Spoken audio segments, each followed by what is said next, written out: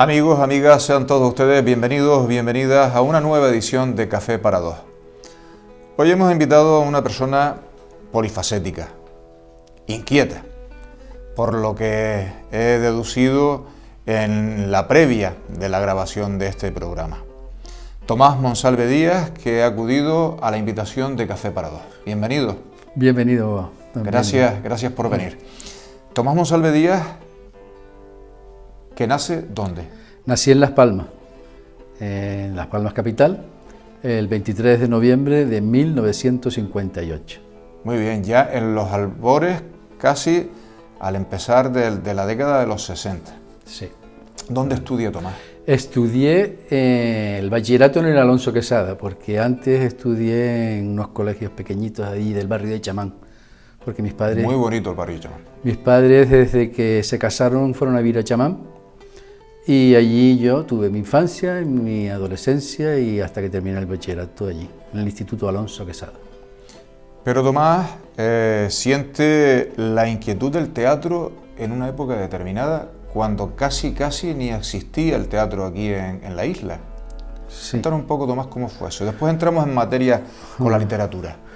El teatro fue una actividad que yo desarrollé en el bachillerato. Durante el bachillerato yo monté una obra de teatro con mis compañeros de clase. Intentamos montar La muerte de un viajante con una profesora. Bueno.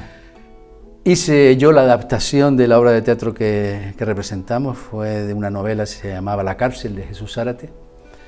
Y desde el bachillerato yo tenía esa inquietud por el teatro y el cine. Y yo siempre he sido muy lector, muy lector. Mi madre es profesora de literatura y desde muy pequeño ella me empujó a la lectura.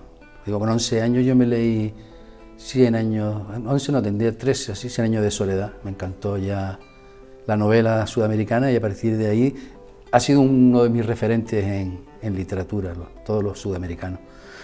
Pues lo del teatro empezó porque yo al terminar el bachillerato estudié medicina 3 años, pero no me sentía a gusto estudiando medicina, no me sentía a gusto. No tenía la vocación, digamos. Vocación sí, porque me gusta ayudar, y sí. La vocación de un médico es ayudar y sanar a los demás, en eso sí tengo vocación, la de ayudar. Pero no tenía la vocación de pertenecer a un sistema sanitario que en aquella época no te daba otra alternativa. Yo me acuerdo que en tercero empecé a descubrir lo que era la acupuntura, lo que era el quiromasaje, lo que era la neuropsicología. Qué bueno. Y aquí no había ese tipo de inquietud en la facultad. Claro, no se imparten lo que hoy llamamos terapias alternativas. Lo que llamamos terapias alternativas. Bueno, pues hubo compañeros de mi generación en medicina que sí tuvieron la suerte de encontrar ese camino en la homeopatía, se hicieron médicos homeopáticos, otros se hicieron quiromasajistas. Hubo parte de mi generación que sí tuvo ese camino, lo pudieron andar, pero yo me aburrí, yo no tenía tanta fuerza como para meterme 300 nombres de tumores memorizados y las tinciones que había que aprender para cada tumor. O sea, llegó un momento en que estudiar para mí era un sacrificio y nunca había sido un sacrificio. Yo estudié todo el bachillerato con gusto. Estudié lo que estudié en los 3 primeros años de medicina, también lo estudié fácil porque era matemática, física, eran como asignaturas más. Pero cuando ya me tocó ir al hospital, empezar a ver a los enfermos, y aquello no era para mí. No. Sin embargo, nos vamos ahora a la primera obra presentada en clave de humor y además, me dijiste en la previa, además con humor negro, que se llama Historias Clínicas. Cuéntanos un poco de esa primera obra publicada. Esa primera obra es de mi experiencia como celador y como jefe de personal del Hospital del Pino. Esas historias están basadas en esa época de mi vida. ¿Que transcurre entre aproximadamente?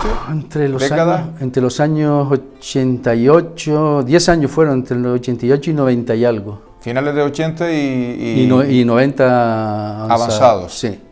Una época bastante curiosa, ¿no? Sí. Lo compaginaba también con el teatro ya en esa época. Yo dejé medicina, hice un año de búsqueda que me fui a Tenerife a estudiar capataz agrícola porque tenía claro que el futuro estaba en el campo, en la agricultura ecológica, en empezar a vivir de la tierra y estar en contacto con ella, y estudié capataz agrícola en Tenerife. Caramba. Y fue un año en que pude ordenar un poquito más mis ideas, y a la vuelta fue cuando ya empecé con el teatro. Y en historias clínicas, me imagino que basadas la mayoría en hechos reales. En hechos reales. ¿Qué anécdotas, sin dar nombres, ¿no? Por el tratamiento de datos, ¿no? ¿Qué anécdotas ahí, qué historias podemos destacar? Que sean curiosas, que puedan llamar bastante la atención de la gente y que la gente se sienta identificada, ¿no? Hay muchas historias sobre cómo se trata a las personas que van al hospital.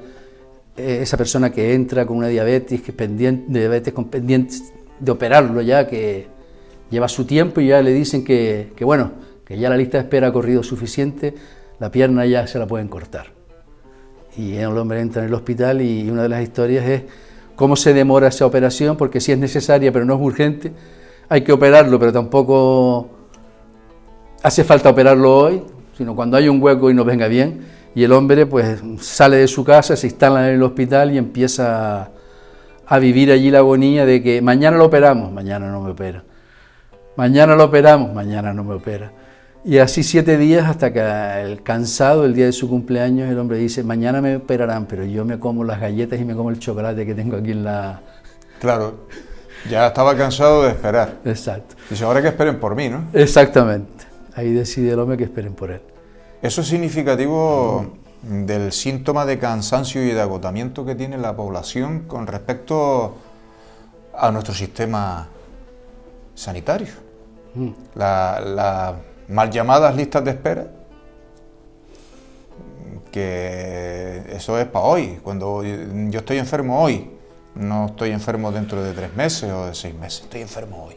Yo siempre he dicho que el sistema funciona bien cuando te caes, te rompes una pata, te estrellas con un coche, claro, te intentas suicidar, ahí funciona bien el sistema. Porque hay que actuar de urgencia. Exactamente, ahí el sistema es impecable. La verdad es que podemos decir qué suerte tenemos, ¿no? Porque muchas veces no estamos preparados para eso y el sistema te salva la vida y hay muchísimos profesionales que están a eso.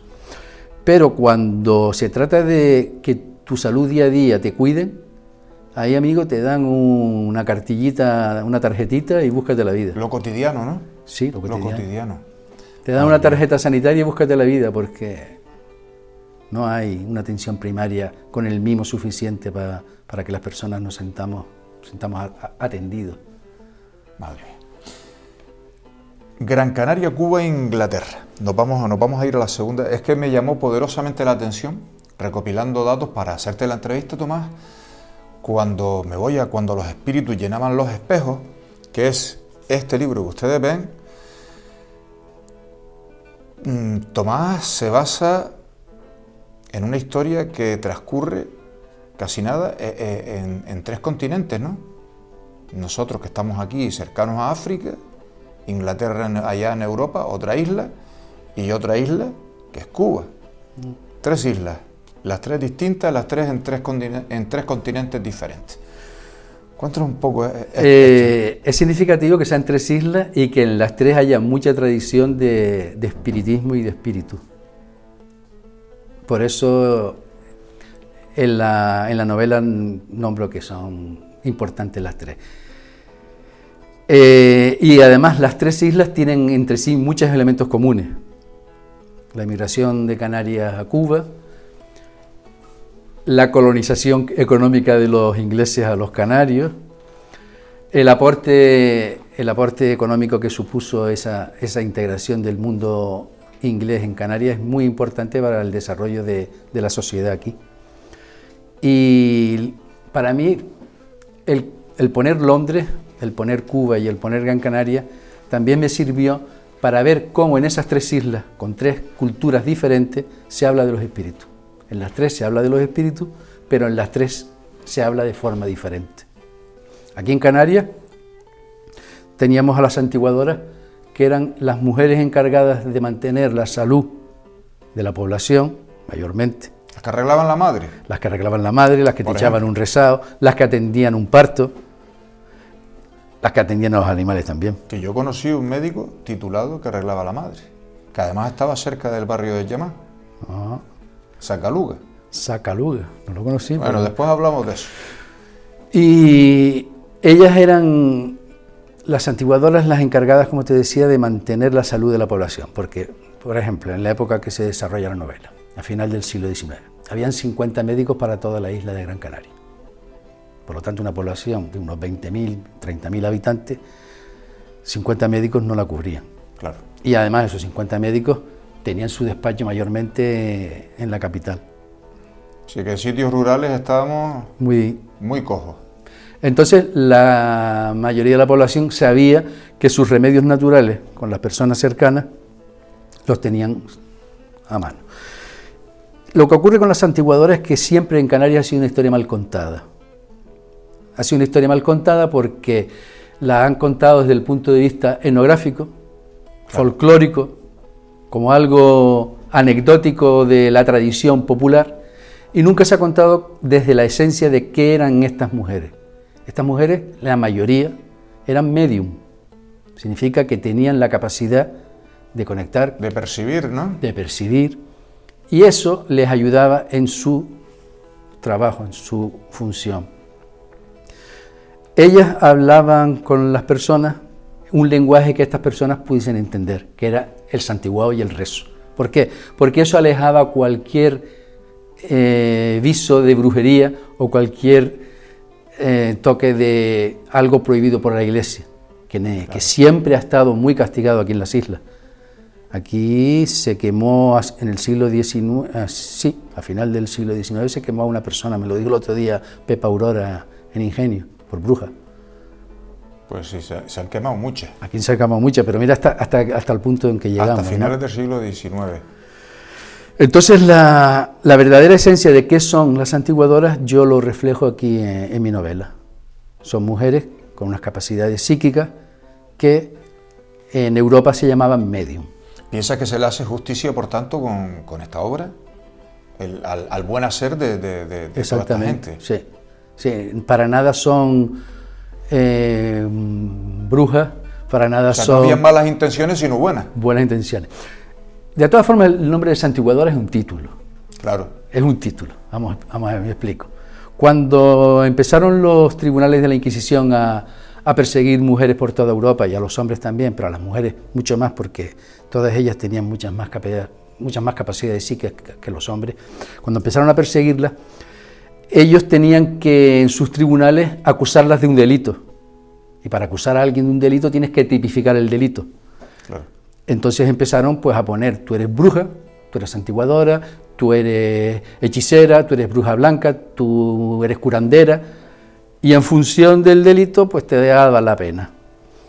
Se quemaron infinidad de mujeres en base a que solamente manifestaban pues cómo ayudarte a sanar de un mal que tú no sabías por qué lo tenías, o cómo ayudarte con unas hierbas a sanar de una diarrea, de un vómito, de un empacho, de la erisipela, del dolor de cabeza, en fin. A muchas mujeres las sacrificaron por eso. Y entonces, también por parte de la Iglesia, hubo un sector que no fue tan beligerante. Y se dieron cuenta de que era necesario las funciones de estas mujeres. Y entonces, introduciéndole unos rezos, no se les alejaba de su labor, pero se tranquilizaba a los tribunales, se tranquilizaba a la población y ellas seguían haciendo lo mismo. Se oficializaba su oficio. Exacto. Valga la redundancia. Ellas hacían lo mismo, porque realmente el sanar a alguien es un acto de fe y de oración y contacto con Dios. Ellas seguían manteniendo ese contacto con Dios. Lo que ocurre es que ritualizaban esa oración, que antes de nombrar la santiguadora, la medium lo hacía desde su corazón y con sus propias palabras, y de la otra forma utilizaba un canal de rezos ya preestablecido. ¿Tiene alguna protagonista en especial la novela? Sí, hay una protagonista. Bueno, en principio la novela es un poco coral también. Sí. Bastante coral porque hay bastantes personajes, porque recorro desde la epidemia del cólera que asoló Gran Canaria en 1800 y pico, sí, hasta el principio de la Primera Guerra Mundial, del siglo con el hundimiento del Valvanera.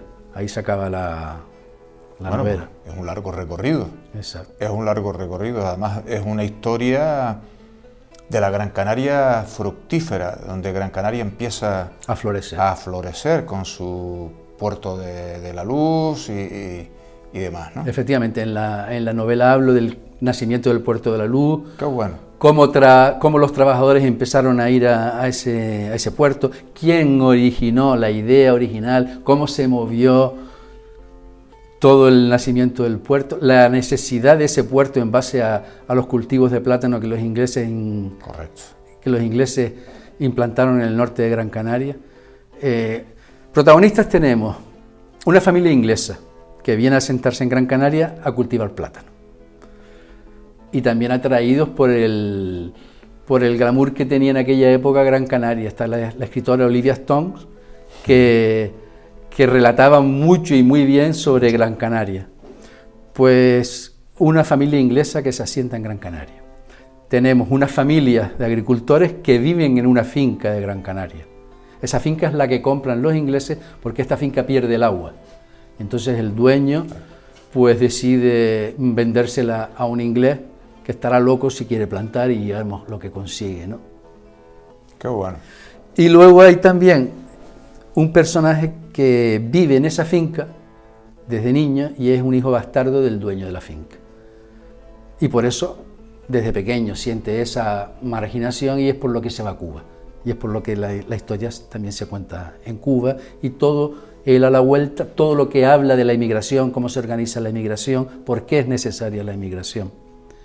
Y dentro de la finca está la niña protagonista, que es una niña con capacidades psíquicas, que este hombre, cuando vuelve de Cuba, la descubre, se identifica con él porque él también en la niñez vivió lo que está viviendo ella, la lleva a su casa de Vegeta y allí evoluciona todos sus poderes psíquicos junto a él. Pues es una bonita trama, es una muy bonita trama. Y no te estoy contando la novela, te estoy hablando de los personajes. De los personajes.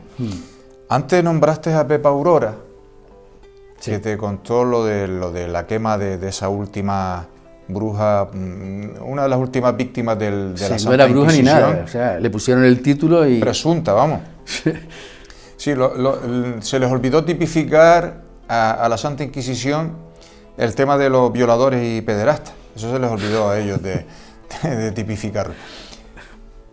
¿Conociste a Pepa Aurora el otro día en su homenaje, en casa de Blas Sánchez? Sí, conocí a Pepa Aurora, la verdad es que a Blas Sánchez ya lo conocía de antes, cuando en la época del teatro, al poco de llegar de Francia, nosotros estábamos trabajando el estreno de la adaptación de la obra de Mararía de Rafael Arozarena, y él se lo pedimos y él, como es él, con un corazón de oro, nos hizo una pieza musical para Mararía, para la obra de teatro. Y ahí lo conocí yo a él. Y un encuentro fortuito hace un mes, pero muy fortuito, me lo encuentro y me dice que qué estaba haciendo, lo pongo al día de lo que estaba haciendo, y entonces me dice que si quiero presentar el libro en el homenaje a Pepa Aurora. Pues yo encantado. Qué mejor ocasión que esa. ¿Verdad? Sí. Qué mejor ocasión. ¿Y ya la conocías de antes a Pepa o la conocías? Por los libros infantiles nada más, pero personalmente no la conocía, ¿no? ¿Y qué te pareció ese homenaje?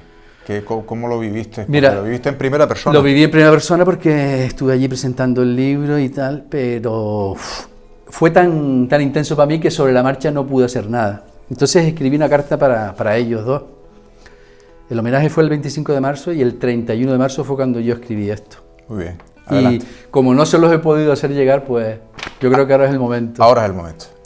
Bueno, Las Palmas, 31 de marzo de 2022, y empieza la carta diciendo: ha pasado una semana desde que tuve el inmenso placer de participar en la velada de homenaje a Pepa Aurora. Creo que hoy ya estoy preparado para describir las emociones que durante la tarde-noche del 25 de marzo me fueron sucediendo.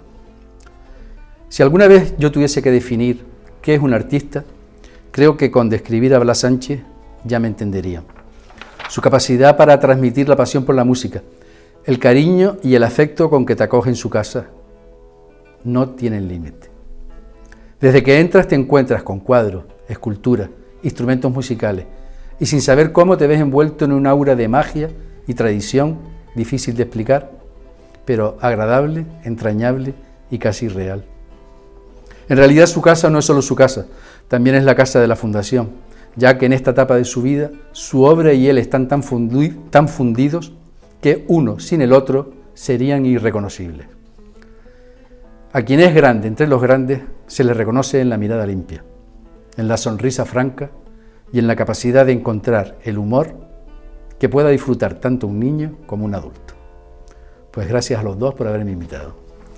Muy bien, es de justicia para ambos, tanto Blas y Pepa Aurora y Blas ha sido un tándem que desde que se conocen colaboran muchísimo, ¿no? Cuéntanos, Tomás, ¿qué tienes en mente ahora después? Bueno, ahora estás diciendo que quieres presentar en distintos municipios, presentar el libro, por supuesto, porque además, como nombras varios sitios de Gran Canaria, pues creo que es de recibo de que sus habitantes conozcan esta obra literaria. Además tiene una trama fabulosa. Aparte de presentar el libro en distintos puntos de nuestra geografía, ¿qué tienes en mente para futuros proyectos? Esa es una pregunta que es trampa, porque la vida da tantas vueltas que uno muchas veces propone y Dios dispone. Sí. Yo cuando terminé Historias Clínicas quería hacer una trilogía que hablara sanidad, educación y justicia. Casi nada, el triángulo ese. El triángulo ese. Y en este libro hablo sobre la justicia, hablo sobre la educación y hablo sobre sanidad. Los comprendí a los tres, porque hablo cómo sanar a la gente, cómo funciona la justicia, que cuando hay dinero camina rápido y eficaz, pero cuando no, amigo, te dejan atrás. Y sobre educación, ¿qué es la educación? Bien, pues me proponía eso cuando terminé Historias Clínicas. La vida me dio otros alicientes por los que vivir y, como siempre digo, yo no soy nada más que aquello que hago. Y en este momento pues estoy escribiendo, pues soy escritor. Cuando estoy trabajando de celador en el hospital, pues soy celador. Cuando estaba en la compañía de teatro, pues era actor. Pero no me defino como algo concreto, sino más bien como un ser humano que está intentando saber qué es lo que es en cada momento. Entonces, ahora de corazón tú me preguntas, ¿qué es lo que yo tengo en mente? Pues tengo en mente otra novela histórica. Me gustaría poder plasmar la vida de un personaje muy importante de Las Palmas, que fue Luján Pérez. Casi nada. Luján Pérez, sí. El imaginero. Sí. El imaginero que yo... creó escuela. El imaginero imaginario, lo llamo yo. Sí, ¿por qué? Porque su vida es una contradicción. Es un hombre que no tiene obra profana, todo es obra sacra. Todo es sacro. Sin embargo, no era muy creyente. Efectivamente. Me identifico con él en ese sentido. Yo, que he tenido que... Bueno, sería creyente, lo que no entraría por el aro de la jerarquía. Exactamente. Es distinto. Efectivamente, perdona, pero me has corregido exactamente sí. En el meollo de la cuestión. A mí también se me fue un poco el baifo con eso, pero no, una cosa es ser creyente y otra cosa es no entrar por el aro. No entrar por el aro, efectivamente. Luján era un poco rebelde en ese aspecto. Sí, y sobre todo porque uno ve su vida personal y no cuadra la de un mojigato. Mujeres, hijos, varios y en distintos lugares. Pero tuvo una relación con el obispado, ¿no? Porque era la fuente pecuniaria y el proyecto que él quería de escuela, la única forma de poder conseguirlo era arrimarte al obispado, al sello del obispo. Casi nada. Pues mira, pues sería no. Hay que comprometerse, ¿no? Sí, hay que comprometerse con... Es una buena historia. Con esa historia, porque además es una época de la historia muy poco conocida. Final del siglo XVIII, que es la que le tocó vivir a él, principio del XIX, ¿sabes? Suceden en el mundo tantos acontecimientos extraños y tan simultáneos. Hasta una revolución. Exactamente, revoluciones y tantas cosas fueron sucediendo que me gustaría, pues, abordar ese personaje. Plasmarlo. Bueno, pues yo En el segundo centenario, se le intentó hacer, en el segundo centenario de su, no sé si fue su nacimiento o de su muerte, todavía no lo tengo claro, pero se suspendió, no se pudo hacer. Sus huesos no se saben dónde están. El primer centenario se hizo un homenaje, pero el segundo que se le intentó no se pudo. Y eso me parece muy curioso. ¿Cómo es posible que una figura tan importante en la arquitectura, el cementerio de Las Palmas, el frontier de él, y que sus huesos no... Y después tiene alumnos, porque tú te vas a cualquier iglesia de Gran Canaria y los que entienden, ¿no?, te dicen, aquello es tal santo que es de fulano, que es de la escuela de Luján Pérez, ¿no? Y dices, caramba, que creó escuela, pero importantísimo. Le gustaba mucho viajar, y una de las cosas que he investigado de él es que te da oportunidad en la novela, si la escribo, si la llego a terminar, de hablar de muchas islas, ¿sabes? Ah, pues bueno, pues eso sería... Pues nosotros queremos estar al tanto, animarte, sí, y estar al tanto de eso, porque... Y seguro que a la gente de... Bueno, nosotros tenemos aquí en Ingenio una de pintores que unos cuantos ya han pasado por este programa, pintores y pintoras. Están ahora agrupados en un colectivo que en estos días estrenan exposiciones y están muy activos, ¿no? Y seguro que les va a gustar, pues... Que les dé mi visión de Luján Pérez. De la vida y obra de Luján Pérez. Vida, obra y época, que es lo que quiero. Vida, obra y época, que es lo que por supuesto. Como historia, yo siempre, la historia ha sido para mí la pasión, la verdad. Entonces, en esta novela hay un trabajo de investigación también muy fuerte sobre historia. Y, por ejemplo, cómo se construyó el puerto, los entresijos de esa construcción del puerto, cómo fue la historia de la platanera en Gran Canaria, que es la platanera, ¿sabes? Y luego la historia del espiritismo en sí. Porque, por ejemplo, en Inglaterra, la alta sociedad inglesa iba a consultar a los espíritus con una normalidad asombrosa. En cambio, aquí en Gran Canaria se te ocurría hablar de espíritu y podías acabar azotado. Aquí hay un municipio, una ciudad, Gran Canaria, a donde su gente, como gentilicio, le llaman los espiritistas, que es en Telde. No lo sabía que ese era el gentilicio, ¿sí? Pues sí. A la gente de Telde, bueno, por lo menos en la época de mi niñez, la época de mi niñez, que me imagino que vendrá de nuestros abuelos, los espiritistas de Telde. Te lo digo para que te animes e investigues.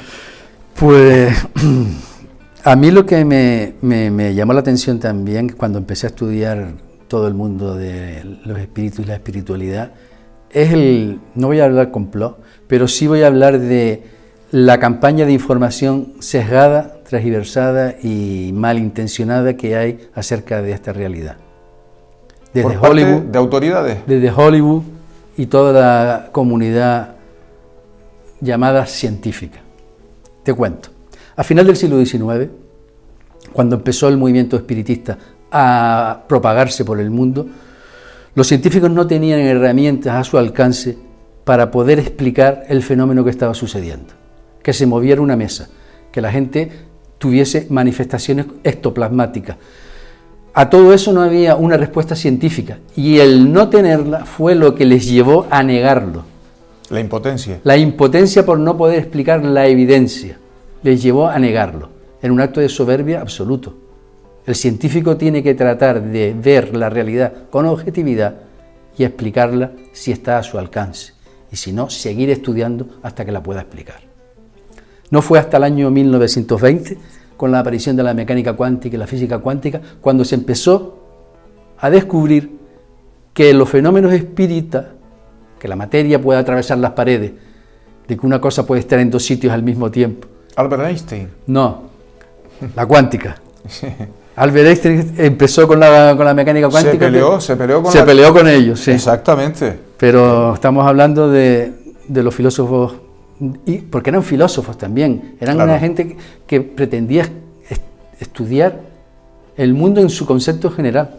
El hecho de que la materia no se conciba como algo sólido, sino como una onda vibratoria, como un sonido que vibra, es fascinante porque te da pie a entender qué es el espíritu, una onda vibratoria constante.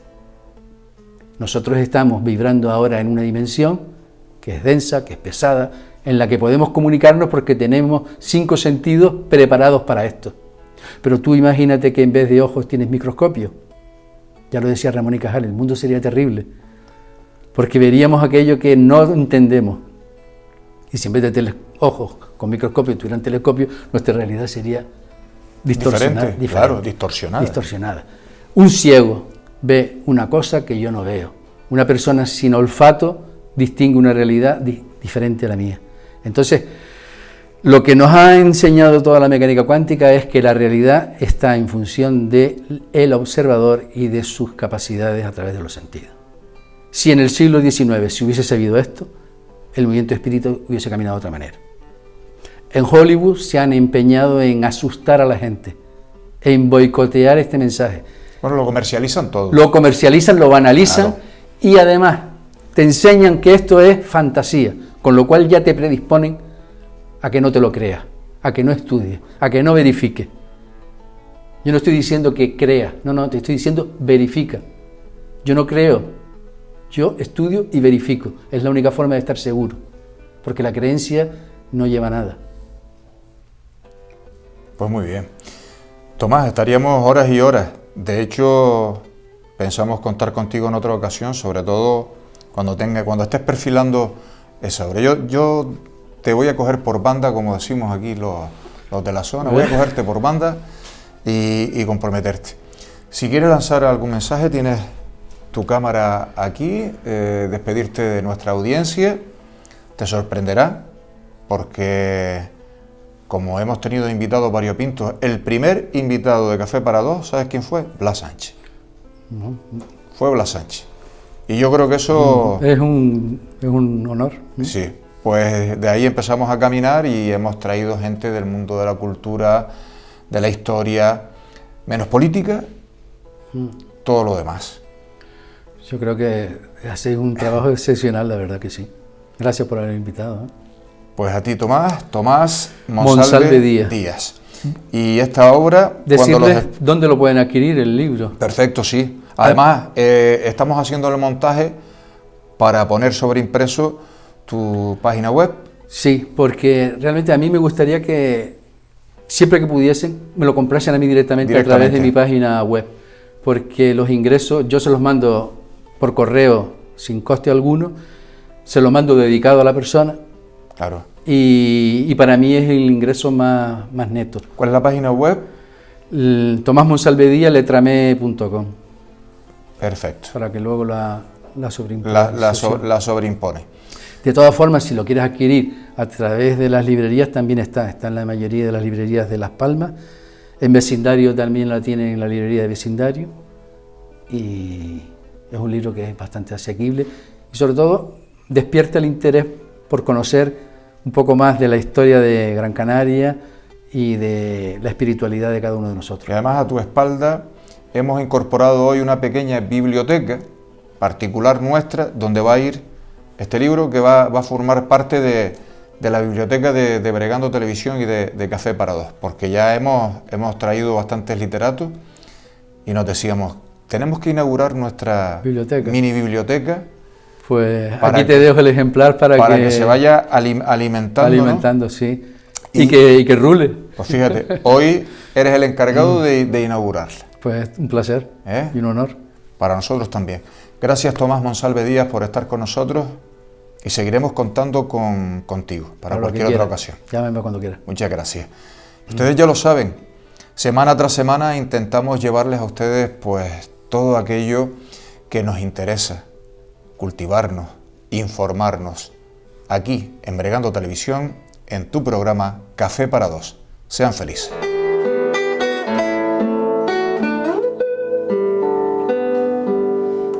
Cuando busqué información de Tomás Monsalve Díaz para entrevistarle en este programa de hoy, me llama poderosamente la atención los puntos geográficos donde transcurre la historia de su obra cuando los espíritus llenaban los espejos. Inglaterra, Gran Canaria y Cuba. pero él hoy lo ha explicado magníficamente. El mundo de los médiums, de los espiritistas, en definitiva de lo que es el espíritu, a hablarnos de cosas tan interesantes que no conocíamos. Esa pasión por la historia, esa pasión por el teatro. En definitiva, un hombre inquieto que ha creado una obra que hace justicia a una profesión, a una dedicación que durante siglos aquí en Gran Canaria estuvo hasta perseguida, que eran, por ejemplo, las santiguadoras. Tomás Monsalve Díaz, hemos tenido el placer de tomarnos ese buchito de café para dos aquí con nosotros.